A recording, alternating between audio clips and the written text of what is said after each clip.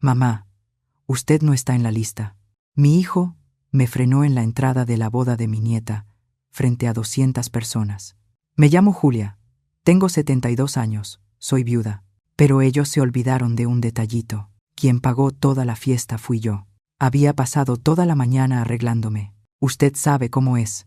Boda de nieta. La primera nieta es un evento que una espera toda la vida. Estoy muy feliz de que estés aquí. Si estás escuchando esta historia, dale like, suscríbete al canal y cuéntame en los comentarios desde dónde nos estás escuchando. Quiero saber hasta dónde llegan nuestras historias de abuelas. Mi Clara, parecía ayer que yo le cambiaba los pañales a esa niña, que le enseñaba a hacer el arroz con leche, que a mi difunto esposo, Armando, tanto le gustaba. Y ahora se estaba casando. El corazón de abuela no se aguanta de orgullo. Escogí mi mejor vestido, uno rosa de seda que guardaba para una ocasión especial. Me puse el collar de perlas que fue de mi mamá, y ese perfume francés que solo uso en días de fiesta religiosa. Yo me sentía bonita, digna. Quería que Clara me mirara y viera a una abuela feliz, una matriarca. Mal sabía yo que el papel que mi hijo, Ricardo, me había reservado era el de estorbo. En los últimos 6 meses, mi vida giró en torno a esa boda. Ricardo y mi nuera Sonia vinieron a mi casa, se sentaron en mi sillón de terciopelo, tomaron mi café y con los ojos más dulces del mundo me explicaron las dificultades. Mamá, ya sabe, las cosas están difíciles, empezó Ricardo, y nosotros queremos tanto darle la boda de sus sueños a Clara. Yo, tonta que soy, abrí el corazón y la cartera. ¿Cuánto cuesta la boda de ensueño de mi nieta?, pregunté. Y ellos me mostraron presupuestos de una hacienda a las afueras de la Ciudad de México, que parecía un palacio, un banquete que servía hasta langosta y un vestido que costaba lo mismo que un coche compacto. Y yo pagué todo. Cada centavo, más de 120,000 pesos, todo transferido desde mi cuenta, la cuenta que Armando me dejó para que yo tuviera una vejez tranquila y para poder ayudar a la familia. Yo firmé los contratos. Yo negocié con los proveedores. Mi nombre estaba en cada pedacito de esa fiesta. Tomé un taxi y fui canturreando bajito. El chofer, un muchacho simpático, hasta me echó un piropo. Se ve bien elegante, doña, ¿eh? Seguro va para una fiesta buena. Yo sonreí y dije, voy al día más feliz de la vida de mi nieta. Cuando llegué a la hacienda Recanto Dorado, así la habían bautizado, para que sonara fino, el lugar estaba deslumbrante. Arcos de flores blancas, lucecitas colgadas en los árboles, música clásica suave. Los invitados iban llegando, todos bien vestidos, riendo. Eran como 200 personas que yo conocía. Amigos de la familia, vecinos, parientes lejanos. Todos me saludaban de lejos, levantando la mano. Buenas noches, doña Julia. ¡Qué fiesta tan bonita! Caminé orgullosa hasta la entrada principal. Ricardo y Sonia estaban ahí, recibiendo a los invitados. Mi hijo llevaba un traje que parecía hecho a la medida sobre su cuerpo. Mi nuera, Sonia, con un vestido verde esmeralda que brillaba más que árbol de Navidad. Ricardo, hijo, qué bendición, dije, acercándome para darle un beso. Él no se movió. Ricardo me miró a los lados y su rostro se cerró. No parecía el niño al que yo amamanté. Parecía un gerente de banco negándome un préstamo. Sonia, a su lado, desvió la mirada y fingió acomodar una flor en el arreglo de la mesa. Mamá, dijo, y su voz era fría como hielo. ¿Qué hace aquí? Yo me reí, pensando que era una broma. ¿Cómo que qué hago? Vine a ver casar a mi nieta. Vine a la fiesta. Pues ¿qué más? Fue cuando tomó la carpeta que tenía la recepcionista. Pasó el dedo por la lista 1, 2 veces, con una seriedad que me hizo un nudo en el estómago. La música pareció bajar de volumen. Las 200 personas en la fila detrás de mí se quedaron en silencio. Yo sentí todas las miradas sobre mí. Mamá, usted no está en la lista, dijo, en voz lo bastante alta para que todos oyeran. Mi sonrisa se congeló. ¿Cómo que no estoy en la lista, Ricardo? ¿Qué broma es esta? No es broma, dijo impaciente. Su nombre no está aquí. Debe haber sido un error con la invitación. ¿Error con la invitación? ¿La invitación que yo había pagado? La lista que yo misma ayudé a Sonia a revisar para que no se quedara ninguna tía del pueblo fuera. La humillación me subió por el rostro como fiebre. Sentí mis mejillas arder. Miré a Sonia, que ahora me miraba con una sonrisita victoriosa, casi imperceptible. Miré a las 200 personas mirando la escena. Vi a doña Matilde, mi vecina de 30 años, con la mano en la boca, escandalizada. Vi a mi sobrino Carlos fingiendo mirar el celular. Nadie dijo nada. Nadie me defendió. Fui expulsada delante de todos, tratada como una colada, una indigente, un estorbo público. Respiré hondo. Una vida entera de dignidad no iba a ser destruida por un chamaco ingrato. No les iba a dar el gusto de verme llorar o gritar. Acomodé mi collar de perlas. Miré directo a los ojos fríos de Ricardo. «Está bien, hijo». Mi voz salió firme. Para mi propia sorpresa, no tembló. Si fue un error, le pido disculpas por estorbar. Me di la vuelta e hice la caminata más larga de mi vida. Pasé por la fila de 200 personas que se abrieron para dejarme pasar, como si yo fuera una enfermedad contagiosa. Nadie me tocó. Nadie me ofreció un brazo. Caminé con la cabeza en alto, pasando bajo los arcos de flores que yo pagué, escuchando la música clásica que yo escogí, saliendo de la fiesta que yo había proporcionado. El taxista seguía ahí, en el punto de espera. «¿Qué pasó, doña? ¿Se le olvidó algo?», preguntó. «Sí, olvidé», dije, entrando al coche. Olvidé quién era realmente mi hijo. El camino de regreso a casa fue en silencio. La rabia por el desprecio público era tanta que ni siquiera podía llorar. La indignación moral me ahogaba. Ellos me usaron, tomaron mi dinero, chuparon mi buena voluntad, y cuando llegó la hora de celebrar, me desecharon como bagazo de naranja. Querían mi dinero, pero no me querían a mí. Les daba vergüenza la vieja. Llegué a casa y el silencio de mi departamento era ensordecedor. El vestido rosa parecía un disfraz ridículo. Me lo quité y lo aventé al piso. Me quedé ahí, parada en la sala, mirando el retrato de Armando en la pared. Armando nunca habría permitido eso. Armando habría mirado a Ricardo y dicho: «Tú no eres hijo mío». Pero Armando ya no estaba. Era solo yo. Podía sentarme a llorar. Podía llamar a mis hermanas y lamentarme. Podía tomar una pastilla para dormir y fingir que esa noche nunca pasó.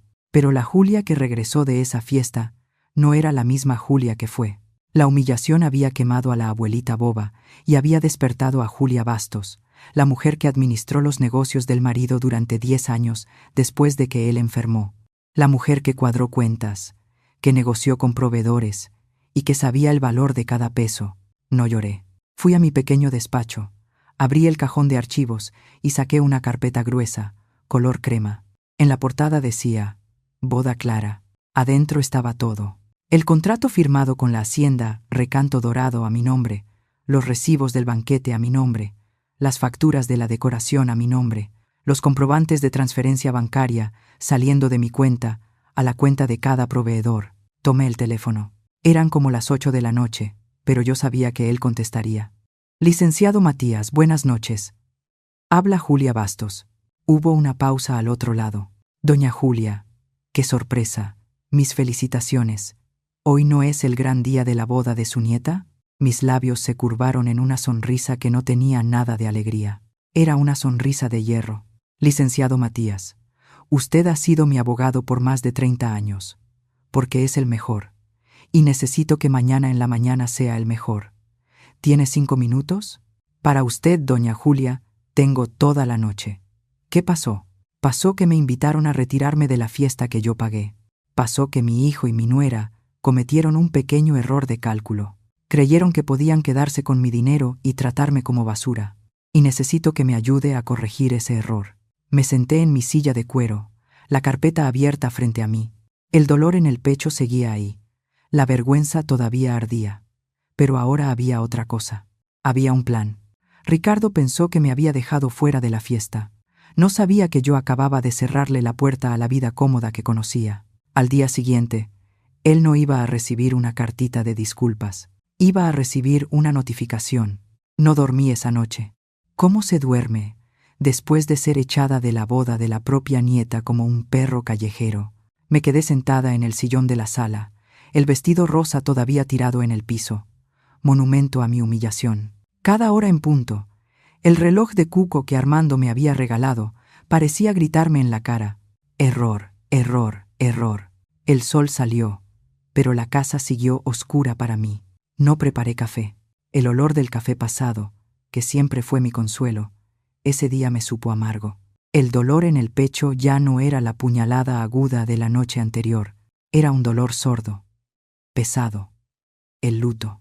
Yo estaba de luto por el hijo que creía tener. A las 9 de la mañana en punto sonó el timbre. El licenciado Matías no solamente era mi abogado desde hacía 30 años, también fue padrino de bautizo de Ricardo. Había visto a mi hijo crecer, Julia dijo en cuanto abrí la puerta. No me dijo: buenos días. Miró mi cara, mis ojos hundidos, y la expresión de preocupación se transformó en una rabia justa. Por el amor de Dios, siéntate. Julia, siéntate. No me siento, Matías. Estoy bien. La carpeta está en la mesa. Él se quitó el saco. Un hombre de unos 75 años, pero todavía con la espalda recta de quien pasó la vida peleando en tribunales.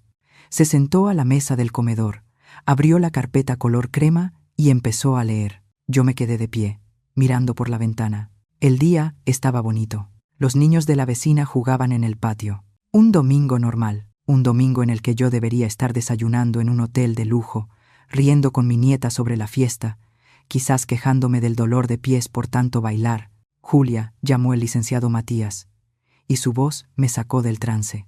Estoy viendo los contratos del banquete, los recibos de la decoración, el alquiler de la hacienda. Todo está a su nombre. Yo pagué todo. Matías, hasta los recuerditos de boda dije sin voltear. ¿Y los pagos?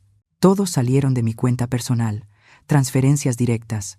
Él golpeaba con el dedo en los estados de cuenta que yo había grapado. No tienen cómo argumentar que fue un regalo en el sentido legal. Usted fue la contratante de todos los servicios. Técnicamente la fiesta era suya. Usted era la anfitriona. Me reí. Un sonido seco que me raspó la garganta. Anfitriona. Y me dejaron en la puerta. ¡Qué ironía! Eso es más que ironía, Julia. Eso es de una bajeza. Se quedó callado. Conocía a Ricardo. Yo sabía lo que estaba pensando. Estaba pensando en el niño, al que vio hacer la primera comunión. ¿Qué quiere hacer?, preguntó. Podemos demandar por daño moral. Humillación pública con 200 testigos. Me di la vuelta y lo miré. Matías, ¿usted qué cree que quiero? ¿Una disculpa? ¿Un cheque de indemnización que ellos me paguen con mi propio dinero? Fue en ese momento que me cayó la ficha. No la ficha de la humillación, sino la ficha del poder. Ellos no me veían como madre o abuela. Me veían como una fuente, un pozo de dinero que nunca se acaba. ¿Y qué se hace con un pozo cuando ya no lo necesitas? Lo tapas. O, en el caso de ellos, me impiden entrar a la fiesta para no arruinar la foto. Me acordé de años de subestimación, de años siendo tratada como la viejita. «Ay, mamá, usted no entiende de inversión inmobiliaria», me dijo Ricardo, cuando yo sugerí que no comprara ese coche de lujo y mejor invirtiera en un departamento para rentar. «Doña Julia, ese celular está muy complicado para usted», me dijo Sonia, con esa vocecita de lástima, cuando yo pregunté por la app del banco. No sabían que, después de que Armando se fue, yo administré la empresa de transporte de carga durante 10 años. Negocié contratos con choferes, traté con sindicato, hice hojas de flujo de caja que harían llorar a Sonia. Vendí la empresa hace 5 años por una fortuna que Ricardo y Sonia creían que era nada más una buena pensión. No tenían idea del tamaño. Ellos pensaban que mis 100.000 para la fiesta eran un gran sacrificio. Para mí fue calderilla que di con amor y que me escupieron en la cara. Me vi desde fuera, la viuda buena, doña Julia, la que hace pan de elote, la que se queda con los nietos para que el matrimonio salga, la que firma el cheque para que la nieta estudie en el extranjero, la que paga la tarjeta de crédito de la nuera, solo esta vez. Yo no era una persona para ellos, era una función. Matías, dije, y mi voz ya era otra. Ese temblorcito de llanto había desaparecido. Era la voz de Julia Bastos, directora de Transportes Bastos e Hijos, como Armando bautizó la empresa, aunque Ricardo todavía era un niño. Guarde esta carpeta de la boda. Es la prueba del daño, pero no es el arma. Matías me miró, confundido. ¿Julia? No estoy entendiendo. ¿Dónde están Ricardo y Sonia ahora? Pregunté. Bueno, hoy es domingo. La boda fue ayer. Deben estar yéndose de luna de miel. A París. Creo que oí a Clara comentar, dijo él. Perfecto. Tendrán 15 días de felicidad. Van a necesitar guardar ese recuerdo. Fui a mi otro despacho, no el social donde guardo los recibos de la casa. Fui al despacho de Armando, que siempre mantuve cerrado. Abrí la caja fuerte. Saqué otra carpeta, una carpeta azul. Volví a la sala. Puse la carpeta azul frente a Matías. ¿Y esto? Preguntó. Esto, dije, es el poder redescubierto. Él la abrió. Eran 2 escrituras. El departamento donde Ricardo y Sonia viven, en la colonia del Valle. 3 recámaras. Recámara principal con baño. Balcón amplio. Matías abrió los ojos. Está a su nombre, Julia. Claro que sí. Lo compré como inversión. Ricardo llegó con el cuento de que la renta estaba muy cara, que Sonia quería un lugar mejor para criar a los hijos. Yo les dije que podían vivir ahí de favor. Un comodato verbal. No hay papel firmado. No hay contrato de renta. Viven ahí desde hace 8 años de gratis. Nunca pagaron un peso de cuota de mantenimiento. Yo pago. Nunca pagaron predial. Yo pago. ¿Y la otra escritura? Preguntó.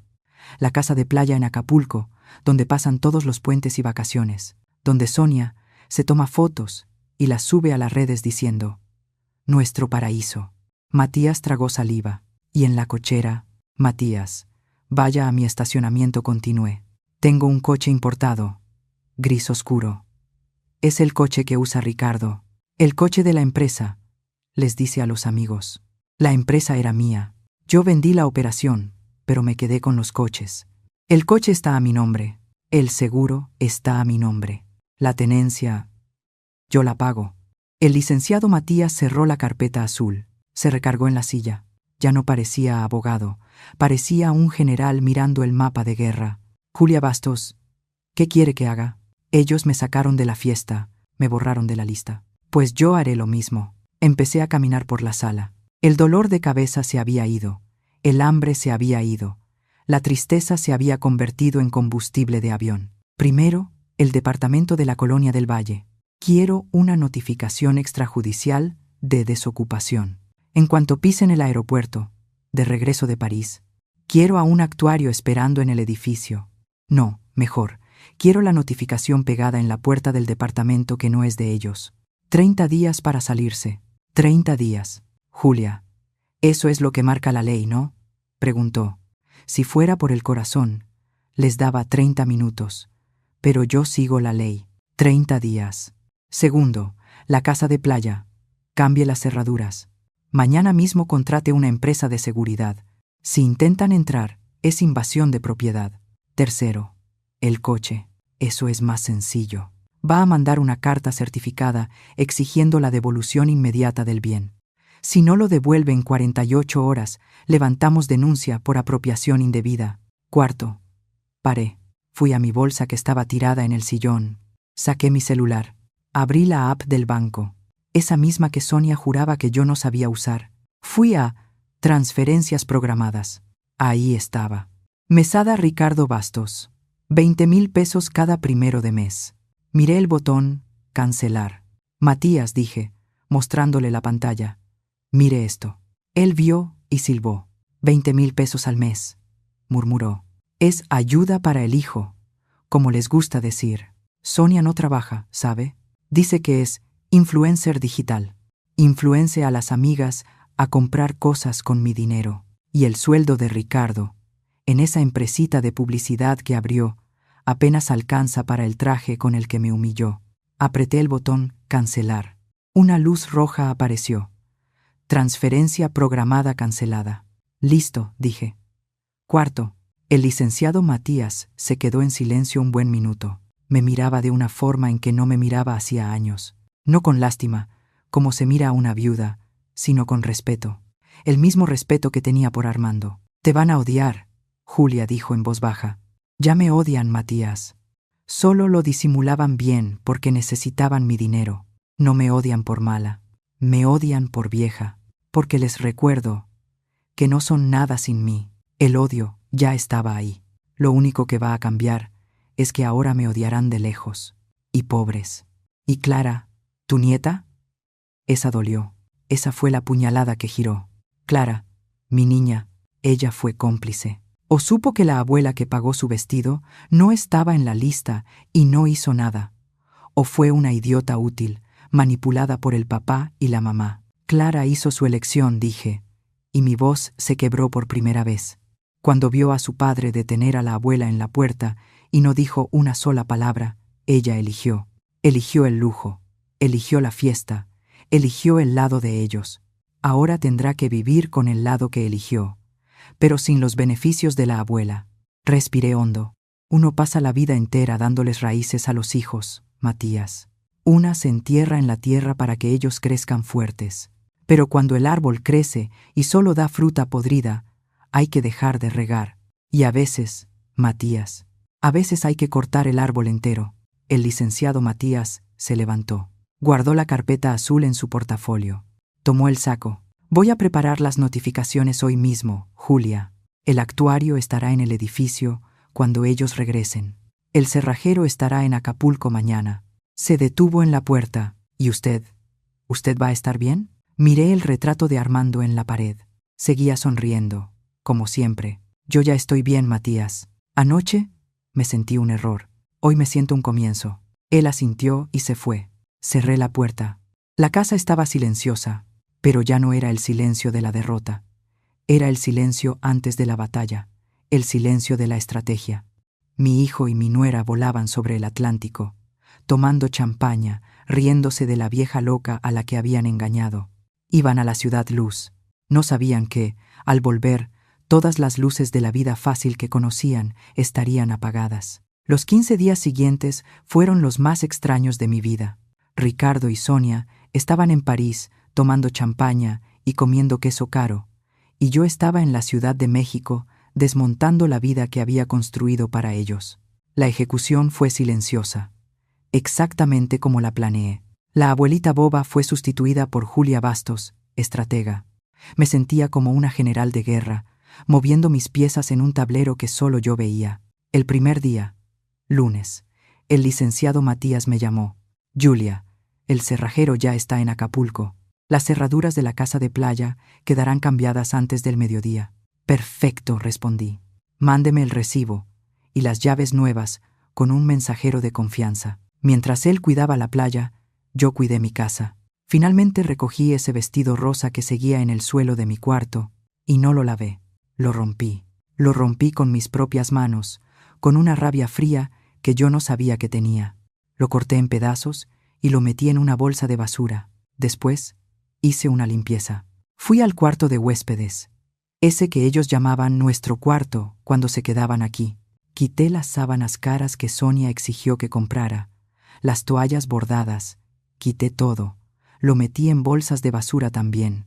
El cuarto de huéspedes volvió a ser solo eso, un cuarto de huéspedes. Pasé por la sala y me paré frente al portarretratos principal. Era una foto de la última Navidad.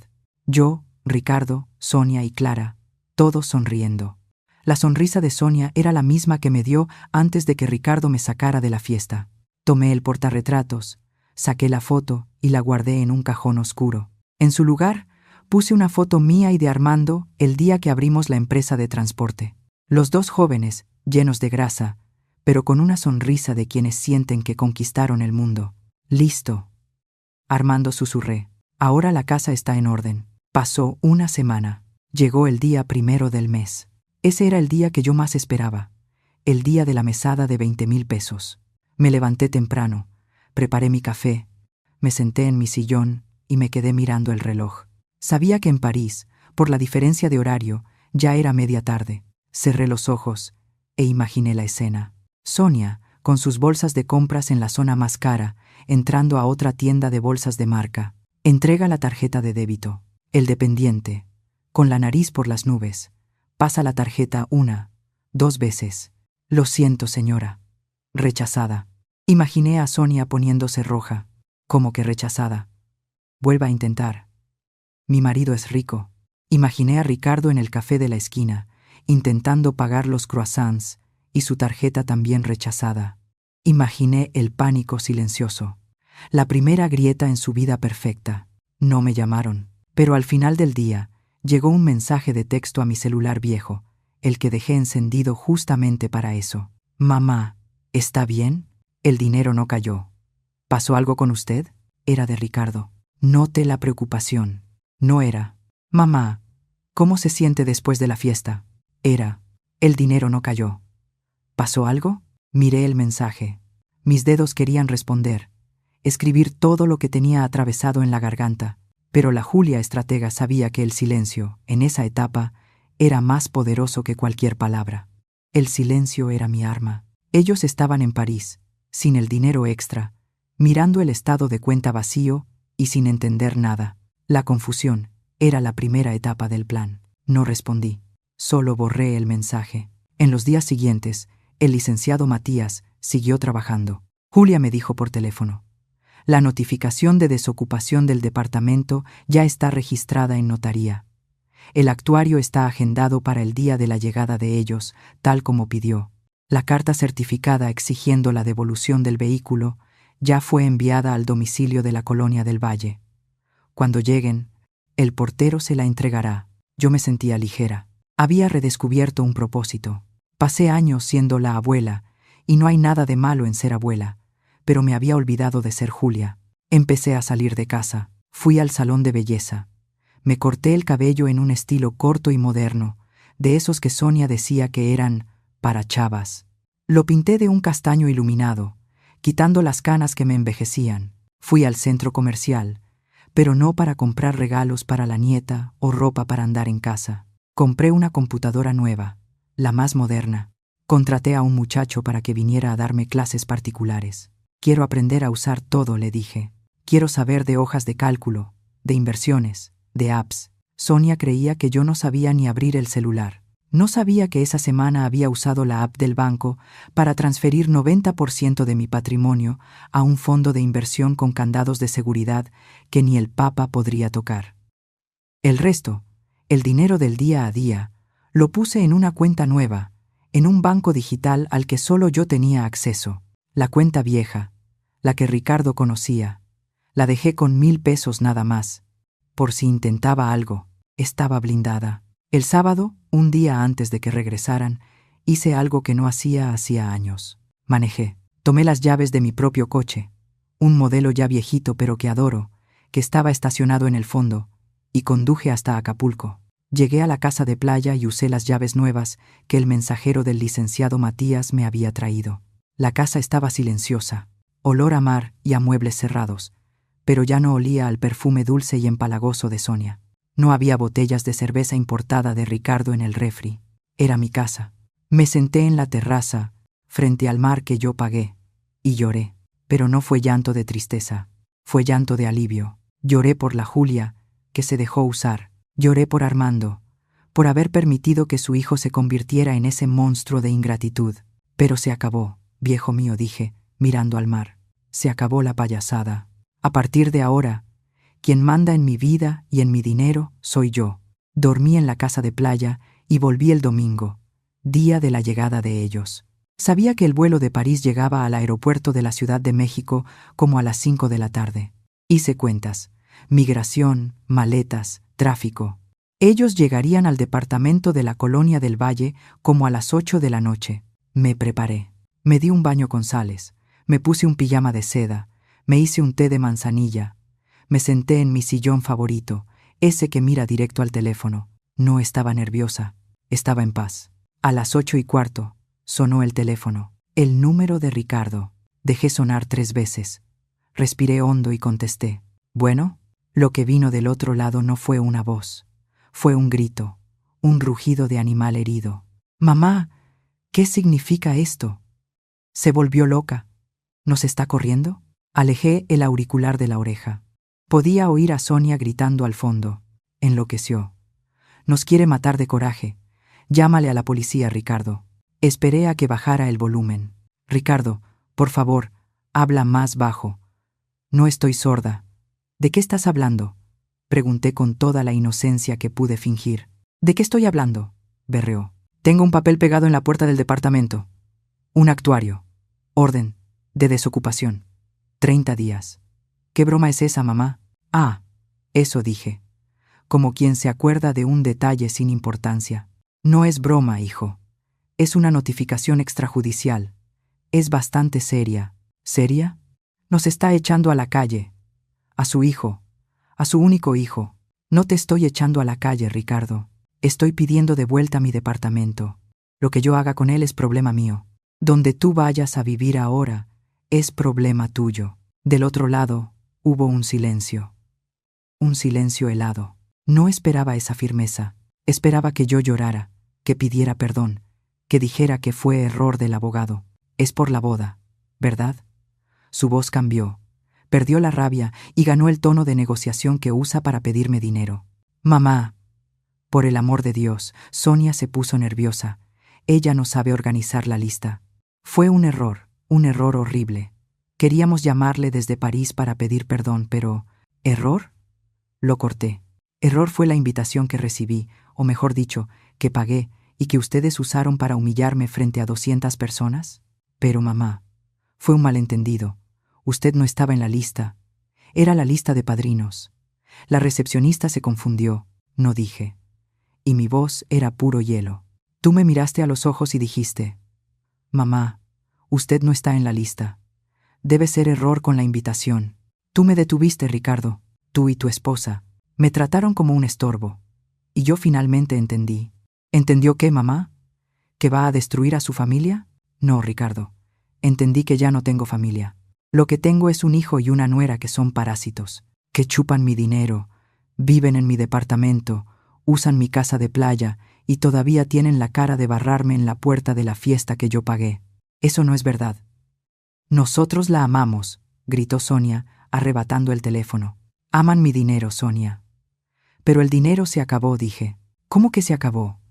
Ricardo volvió a tomar la llamada, ya en pánico total. ¿El dinero? ¿La mesada del día primero? ¿Qué pasó? Pasó que estoy vieja, Ricardo. Y la gente vieja gasta mucho en medicina, ¿sabías? El dinero se acabó. La fuente se secó. Esos 20,000 pesos al mes se acabaron. El coche importado, del que el portero te entregó la carta de devolución, lo necesito de vuelta. Lo voy a vender. Necesito dinero para vivir. ¿Vender? Pero es mi coche. Lo uso para trabajar. Es mi coche, Ricardo. Y vas a tener que trabajar mucho ahora, porque además de eso, tienen 30 días para salir de mi departamento. Usted no puede hacer eso. Soy su hijo. La voy a demandar. Voy a decir que está senil. La voy a internar. Voy a pedir la curatela.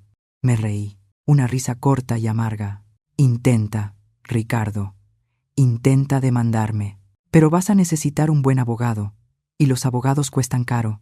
Y como te dije, tu dinero se acabó. El licenciado Matías está muy ocupado. Ahora trabaja de tiempo completo para la viejita senil de aquí. Esperé a que respirara. Ricardo, dije, cerrando la conversación. Ustedes me borraron de la fiesta por error. Yo los estoy borrando de mi vida por decisión. Tienen 30 días. El reloj empezó a correr en el momento en que leyeron la notificación. Buenas noches, hijo. Y bienvenido de la luna de miel. Colgué. El silencio en mi sala era el sonido más bonito del mundo. Colgué, y por primera vez en muchos años, mi casa, que antes parecía grande y vacía, me pareció del tamaño perfecto. Era el tamaño de mi paz. El silencio que siguió no era de soledad, era de control. Claro que el teléfono no tardó ni 10 segundos en sonar otra vez, y otra, y otra. Ricardo y Sonia debían estar turnándose el botón de rellamada como si la vida dependiera de eso. Y, en realidad, dependía. No contesté. Fui hasta el aparato, ese teléfono fijo que Sonia decía que era pieza de museo, y saqué el cable de la toma. Me senté en el sofá y por primera vez desde la noche de la fiesta, respiré hondo y el aire no pesó una tonelada. La vergüenza, la humillación, todo eso había salido de mí y había ido al lugar correcto, hacia quienes la merecían. Dormí. Dormí 8 horas seguidas, un sueño pesado, sin pesadillas. Al día siguiente, desperté con el sol en la cara. Lo primero que hice fue ir a la cocina y preparar mi café, ese café fuerte que Armando decía que levantaba hasta a un muerto. Mientras el agua pasaba por el café, tomé mi celular nuevo, el que Ricardo ni sabía que existía. Abrí la app de mensajes. 37 mensajes sin leer, todos de Ricardo y Sonia, enviados durante la madrugada. Leí el primero. Mamá, por el amor de Dios. Contesté. Fue un error. Vamos a hablar. Leí el segundo. Su monstruo, destruyendo la vida de su hijo. Sonia se sintió mal. Si le pasa algo, la culpa va a ser suya. Leí el tercero. Julia. Aquí, Ricardo. Pensé mejor. Vamos a hacer un trato. ¿Cuánto quiere para parar con esta locura? La mitad del departamento es mía, por derecho de herencia. Me reí en voz alta. ¿Herencia? Yo todavía estaba bien vivita. Borré todos los mensajes sin leer el resto. Fui a mi clase de computación. Mientras yo aprendía a hacer tablas dinámicas en Excel y descubría que era muy buena en eso, el primer acto del desespero de ellos ocurría en la colonia del Valle. Ricardo, después de una noche en vela, decidió que iba a demostrar quién mandaba. Se levantó, se puso el traje caro, pagado con mi dinero, y bajó al estacionamiento para tomar el coche importado, mi coche, para ir a la oficina de su empresita. No contaba con don Jorge, el portero. Buen día, licenciado Ricardo. Buen día, doña Sonia.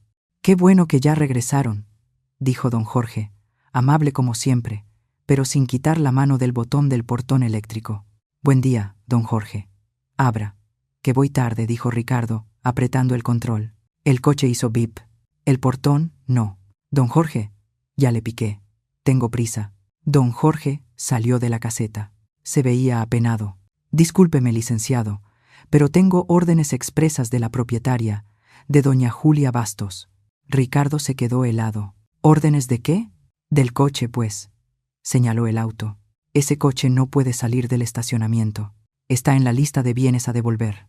La aseguradora ya fue notificada, y si usted se lo lleva, doña Julia dijo que le marque al 911 y levante reporte de robo. Discúlpeme de verdad, pero son las reglas. La dueña del coche es ella. Supe de la escena después, por doña Matilde, mi vecina del edificio de enfrente, que andaba paseando al perro y vio todo. Dijo que Sonia se puso a gritarle al portero, llamándolo mandadero y títere de vieja. Ricardo, rojo como jitomate, tuvo que abrir el coche, quitar la sillita del niño que también pagué yo, tirarla al piso del estacionamiento y salir a pie, bufando, a buscar un taxi. Esa fue la primera consecuencia concreta, la humillación pública, igualita a la mía, solo que la de él, en vez de en un salón con 200 personas, fue frente a porteros y vecinos chismosos. El gran empresario, impedido de sacar su coche.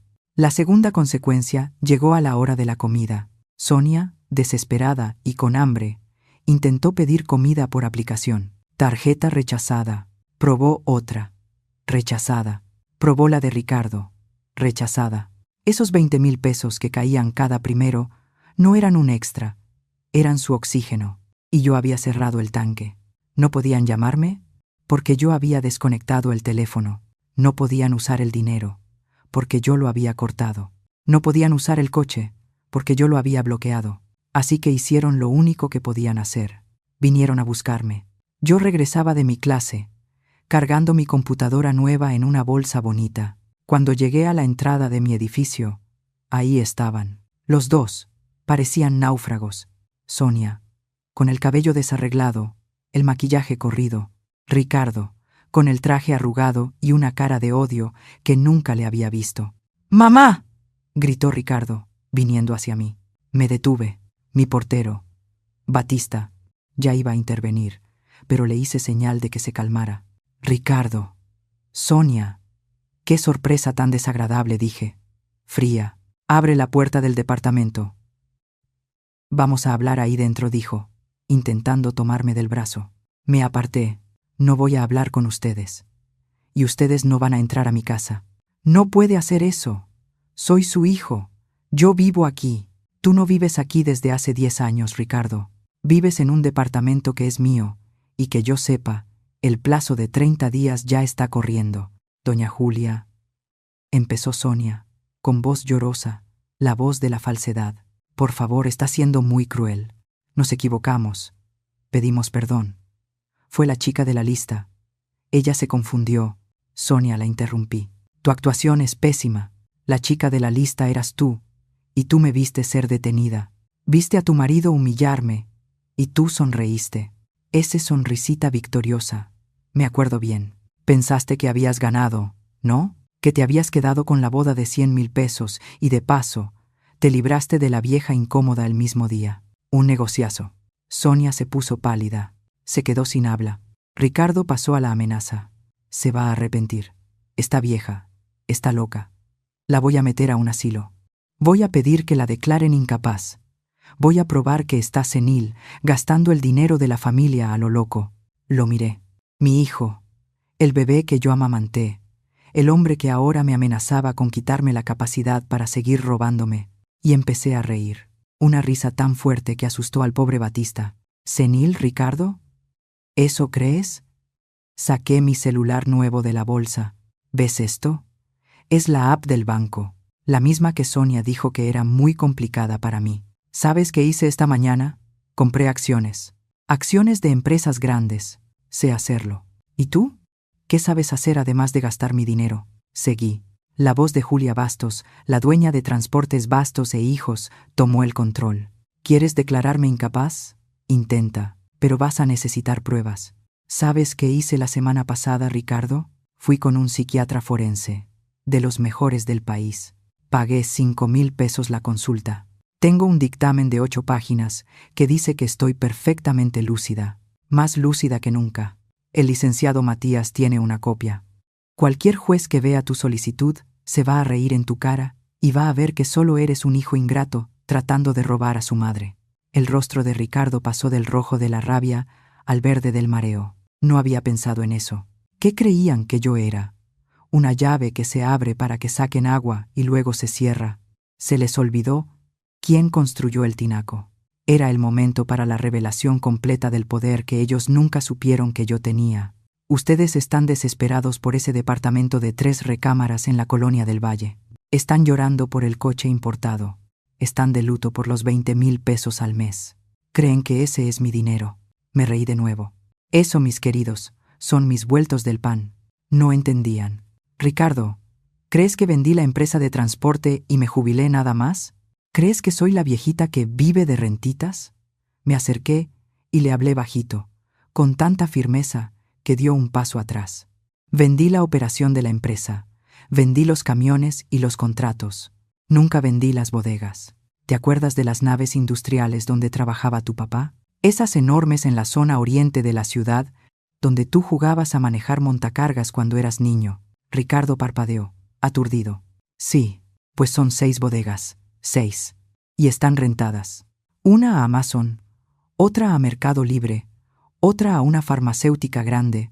¿Sabes cuánto recibo de renta al mes, Ricardo? No, no sabes, porque si supieras, me habrías tratado como reina, aunque fuera por interés. Hice una pausa para que lo asimilaran. Esos 100,000 pesos que di para la boda de Clara, que ustedes usaron para humillarme, ¿sabes qué representan en mis ingresos mensuales? Más o menos lo que pago de predial. Fue calderilla, Ricardo. Calderilla que di con amor y que ustedes escupieron. La quijada de Sonia literalmente se cayó. Se quedó con la boca abierta, mirándome como si fuera un fantasma. Ricardo estaba pálido. Parecía haber envejecido 10 años ahí mismo, en la banqueta. Ustedes pensaban que yo era la abuelita, la madrecita, pero se les olvidó que soy Julia Bastos, la viuda de Armando, la mujer que llevó una empresa de transporte sola durante 10 años y la hizo valer el triple. Me subestimaron. Ese fue su error, no el error de la invitación. Me volteé hacia Batista. Batista, por favor, llame a seguridad. Estas 2 personas me están molestando. No, mamá. Espera, gritó Ricardo, desesperado. El juego había cambiado de una manera que no alcanzaba a seguir. No me llames mamá. Tu derecho a llamarme mamá se quedó en la puerta de la fiesta. Ahora, si me disculpan, tengo clase de italiano en un rato. Arrivederci. Entré al edificio. Batista cerró la puerta de vidrio en sus narices. No miré atrás. Subía en el elevador, cuando sonó mi celular nuevo. Era un número que no conocía, pero contesté. ¿Bueno? Abuela. Abuela. Soy Clara, La voz se le quebraba. Mi corazón, ese corazón de abuela que yo creía endurecido, dio un pequeño tropiezo. Clara, mi nieta. ¡Qué sorpresa! ¿Cómo estuvo la luna de miel en París? ¿La fiesta que la abuela pagó estuvo buena? Abue, sollozó. ¿Qué está pasando? El papá y Sonia me llamaron. Están histéricos. Dicen que se volvió loca, que los está corriendo de la casa. Respiré hondo. Esa era la última batalla. No me volví loca, Clara. Al contrario, nunca he estado tan cuerda. Solo estoy recuperando lo que es mío. El departamento es mío. El coche es mío. El dinero es mío. Pero, abue, ¿por qué? ¿Es por la fiesta? Te juro que ni me di cuenta. Todo fue tan rápido, yo estaba tan nerviosa, y ahí estaba la puñalada final. ¿No te diste cuenta, Clara? Dije, y mi voz era un hilo de hielo. ¿No te diste cuenta de que tu abuela, la única abuela que tienes, la mujer que te crió mientras tu mamá se hacía las uñas, la mujer que pagó tu vestido de novia, no estaba ahí? ¿No miraste la primera fila, donde yo debía estar, y no me viste? ¿No te pareció raro? ¿Te corrieron, abue?, susurró. No, yo llegué antes. Y tu papá me echó delante de 200 personas. Y tú, mi nieta, tú te casaste, te fuiste a París, y en 15 días no me llamaste ni una sola vez para preguntar, abue, ¿estás viva? Solo me llamaste ahora porque el dinero de tus papás se acabó. Del otro lado, silencio absoluto. Solo escuchaba sus sollozos tragados. Tus papás hicieron su elección, Clara, y tú, con tu silencio, hiciste la tuya. Elegiste la fiesta. Elegiste el lujo. Ahora vive con tus elecciones. Te amo, mi niña. Pero la abuelita boba que pagaba todo y aguantaba todo, esa murió. Murió en la puerta de tu fiesta. Colgué. Las puertas del elevador se abrieron en mi piso. Entré a mi departamento. La nueva dinámica de poder no solo estaba establecida, estaba cementada. Mi nueva realidad empezó con el silencio. Pero no era el silencio de una casa vacía. Era el silencio de una casa en paz. En los días que siguieron, me sentí como quien se despierta de una fiebre larga. El mundo parecía más claro, los colores más vivos, y yo estaba al mando. Los 30 días que les di a Ricardo y Sonia para salir del departamento se me fueron volando a mí y deben haberse arrastrado como eternidad para ellos. No intentaron llamarme. Parece que contrataron a un abogado. El licenciado Matías me llamó, riéndose. Julia, me habló un colega, un tal licenciado Murilo. Parece que Ricardo y Sonia lo contrataron para negociar una salida amigable del departamento, me contó. ¿Y qué le dijo? ¿Licenciado?, pregunté, mientras regaba mis plantas. Le dije que la señora Julia Bastos no negocia con quien la trata como basura, que la única negociación posible era la entrega de las llaves el día 30, o se pedía orden de desalojo. El pobre se quedó sin palabras. Creo que no le contaron la historia completa. Nunca la cuentan completa, respondí. ¿Y el coche, Matías? El coche ya fue devuelto. Ricardo tuvo que pagar una grúa para llevarlo hasta la cochera de su oficina. Parece que no quiso tener el valor de traérselo él mismo. Bueno, por lo menos una decisión inteligente de su parte. En el día 30, puntualmente a las 5 de la tarde, un mensajero dejó un sobre Manila en la portería. Adentro, las llaves del departamento de la Colonia del Valle y las llaves de la casa de playa. Sin nota, sin disculpa, solo la rendición. Tomé esas llaves. Pesaban, no por el metal, sino por la lección que habían costado. Supe por doña Matilde, que Dios la bendiga, es más eficiente que agencia de noticias, que Ricardo y Sonia no se fueron a un hotel de lujo, ya no podían pagarlo. Tuvieron que rentar un departamentito chiquito de una recámara y sala, allá por la periferia, en una colonia humilde, con lo poco que Ricardo consiguió prestado. Sonia, la influencer digital, tuvo que vender las bolsas de marca que yo pagué para juntar el dinero del depósito. La lección que aprendieron no fue la del amor o el arrepentimiento. Ese tipo de gente no aprende esa lección. La lección que aprendieron fue la del poder. Aprendieron, de la forma más dura, que el dinero que tanto amaban no salía de ellos, salía de mí. Y que la persona que controla el dinero, controla el juego. La humillación que me hicieron pasar fue pública. La caída de ellos fue silenciosa, pero definitiva. El gran empresario y la señora de sociedad Ahora iban en transporte público. Pero la transformación más grande no fue la de ellos, fue la mía. Vendí el departamento de la Colonia del Valle. Lo vendí en una semana, a un precio excelente. El dinero no se quedó parado en la cuenta. Usé mis nuevos conocimientos de computación y empecé a invertir, pero no solo en acciones. Decidí invertir en mí. Me inscribí en clases de italiano. Ese sueño viejo. Buongiorno, ¿come stai? Descubrí que tengo talento para los idiomas y que el maestro, un señor italiano muy simpático llamado Lorenzo, adoraba mi pan de elote. Saqué de un cajón un proyecto antiguo, mío y de Armando, un pequeño refugio para perros callejeros. Con el dinero de la venta del departamento, compré un terrenito en Valle de Bravo y empecé la construcción. El licenciado Matías se ofreció a hacer toda la parte legal gratis, como fundación. Dijo que era lo más honrado que había hecho en años. Mi casa, antes escenario de mi soledad, se volvió un centro de actividad. Mis amigas de la vecindad, que antes solo me veían como la pobre viuda, ahora me veían diferente. Doña Matilde me paró en el elevador. Julia dijo, tomando mi mano, necesito decirle algo. Lo que usted hizo fue por todas nosotras, por tanto sapo que nos tragamos calladas toda la vida. Usted gritó por todas. Yo no lo había pensado así. No lo hice por todas, lo hice por mí. Pero al hacerlo por mí, terminé inspirando a otras. El impacto positivo no fue solo en mi cuenta bancaria, sino en mi alma y en la de quienes estaban cerca. Y Clara, mi nieta, esa era la parte que seguía doliendo.